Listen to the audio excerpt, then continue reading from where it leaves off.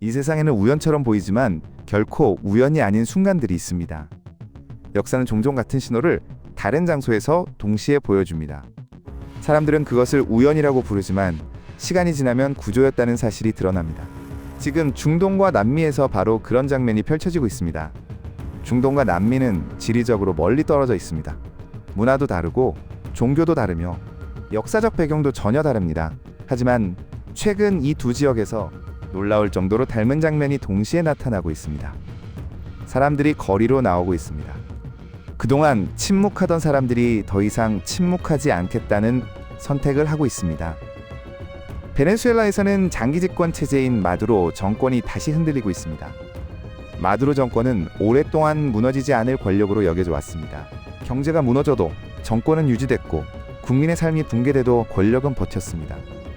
그래서 많은 사람들은 베네수엘라를 이미 끝난 이야기처럼 생각하기도 했습니다. 하지만 그 베네수엘라에서 다시 사람들이 움직이고 있습니다. 이것은 갑작스러운 폭발이 아닙니다.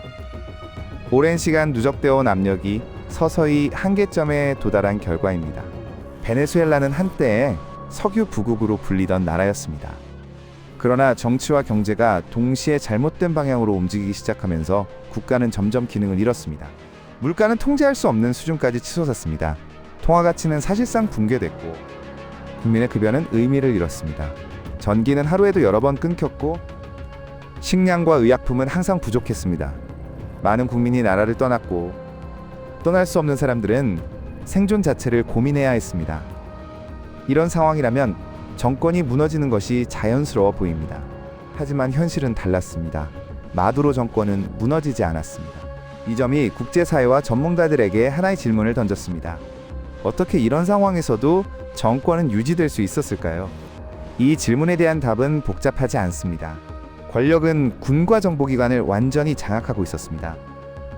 정권에 충성하는 구조가 유지되는 한 경제 붕괴는 정권의 즉각적인 붕괴로 이어지지 않았습니다.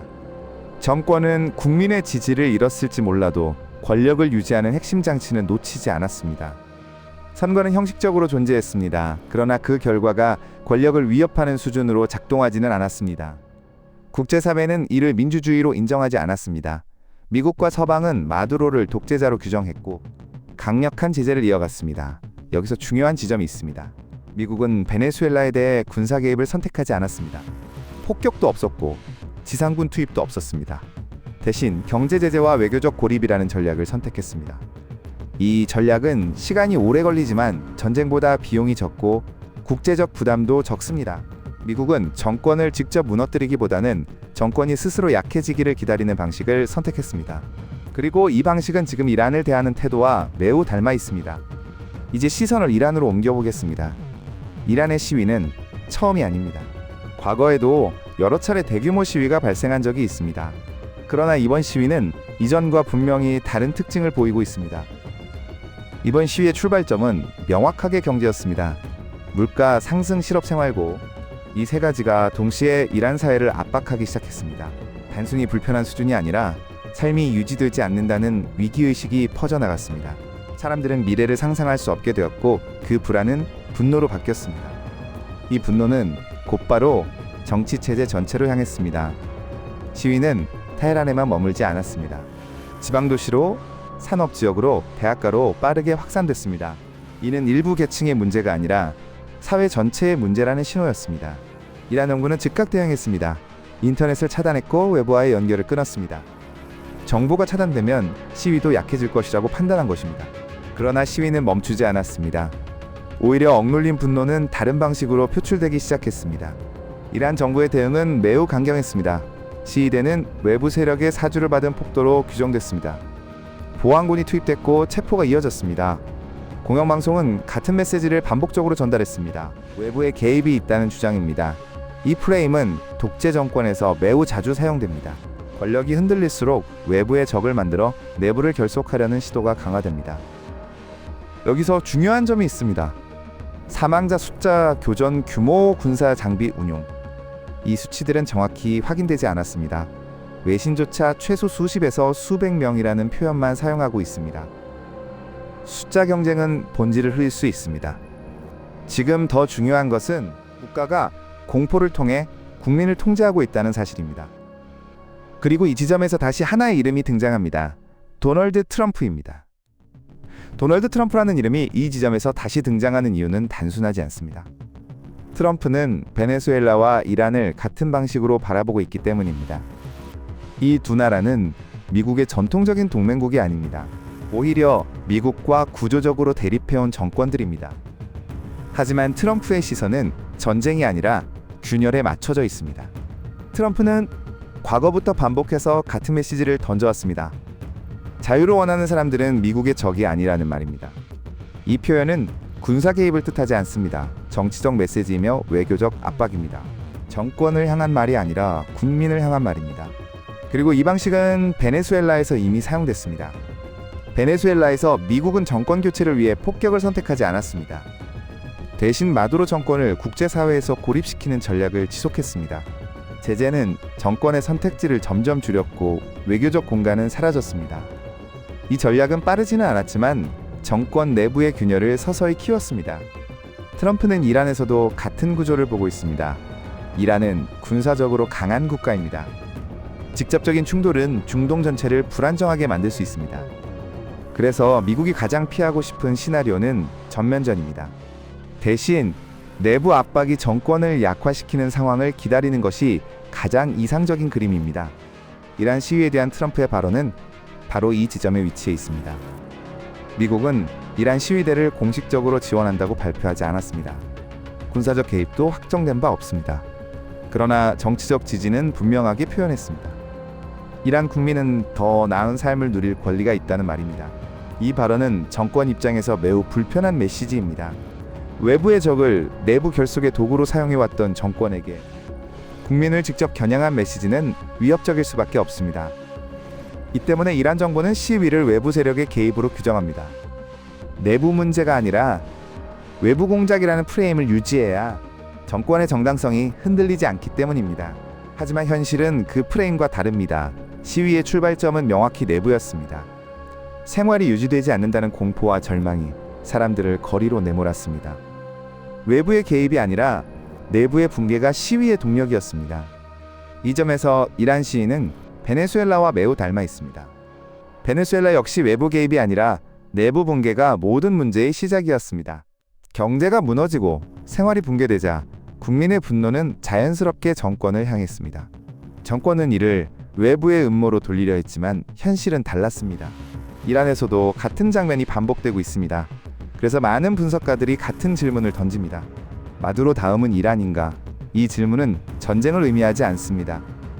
정권 붕괴가 곧바로 온다는 뜻도 아닙니다. 이 질문의 핵심은 정권의 안정성이 이미 과거와는 다른 단계에 들어섰다는 점입니다. 이란 정권은 여전히 강력합니다. 군과 보안 조직은 충성 구조를 유지하고 있습니다. 정보 통제 능력도 아직 유효합니다. 그러나 정권이 두려워하는 것이 하나 있습니다. 바로 통제되지 않는 사회적 에너지입니다. 경제 붕괴는 시간이 지나면 수치로 정리될 수 있습니다. 하지만 분노는 그렇지 않습니다. 한번 분출된 분노는 억누를 수는 있어도 완전히 사라지지는 않습니다. 이란 사회는 지금 그 단계에 들어와 있습니다. 표면적으로는 질서가 유지되는 것처럼 보일 수 있습니다. 그러나 그 아래에서는 균열이 계속 확대되고 있습니다. 미국은 이 균열을 지켜보고 있습니다. 트럼프의 발언은 그 신호 중 하나입니다. 지금 보고 있다, 그리고 선택지는 남아있다, 이런 메시지입니다. 이 메시지는 정권을 직접 겨냥하지 않으면서도 정권에게 압박을 가하는 효과를 냅니다. 이 전략의 핵심은 속도가 아닙니다. 지속성입니다. 베네수엘라에서 이 전략은 오랜 시간이 걸렸습니다. 이란에서도 같은 길을 걷게 될 가능성이 있습니다. 빠른 붕괴가 아니라 느린 약화입니다. 정권이 하루아침에 무너지는 것이 아니라 매년 조금씩 힘을 잃는 구조입니다. 이 지점에서 우리는 다시 처음의 질문으로 돌아옵니다. 이 모든 것이 우연일까요? 아니면 같은 구조가 다른 장소에서 반복되고 있는 것일까요? 베네수엘라와 이란은 서로 다른 나라입니다. 그러나 권력이 작동하는 방식은 놀랍도록 비슷합니다. 이제 이란의 미래를 조금 더 구체적으로 들여다볼 필요가 있습니다. 지금 이란은 갈림길에 서 있습니다. 이 갈림길은 하루 이틀 사이에 결론이 나지 않습니다. 오히려 몇 달 몇 년에 걸쳐 서서히 모습을 드러낼 가능성이 큽니다. 현재로서 이란의 미래는 세 가지 방향으로 나뉩니다. 첫 번째는 강경 진압 이후의 일시적 안정입니다. 이 시나리오는 이란 정권이 가장 원하는 그림입니다. 시위를 무력으로 억누르고 통제를 강화해 겉으로는 질서를 회복하는 모습입니다. 이 경우 국제사회의 비판은 계속되겠지만 정권은 단기적으로 권력을 유지할 수 있습니다. 과거에도 이란은 비슷한 국면을 여러 차례 겪었습니다. 강한 통제 정보 차단 공포 정치, 이 조합은 단기적으로 효과를 발휘해 왔습니다. 하지만 문제는 이 방식이 영구적일 수 없다는 점입니다. 억눌린 분노는 사라지지 않습니다. 잠시 가라앉을 뿐 언젠가는 다른 형태로 다시 나타납니다. 그래서 이 시나리오는 안정처럼 보이지만 실제로는 불안정의 연장선에 가깝습니다. 두 번째 시나리오는 내부 균열의 확대입니다.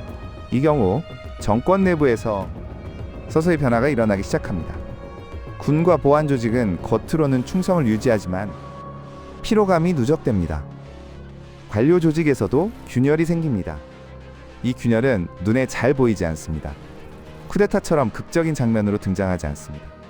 대신 결정이 늦어지고 명령이 느슨해지고 책임의 피가 늘어나는 방식으로 나타납니다. 정권은 아직 존재하지만 움직임이 둔해집니다. 이 상태가 가장 위험한 이유는 정권이 자신의 역할을 정확히 인식하지 못하기 때문입니다.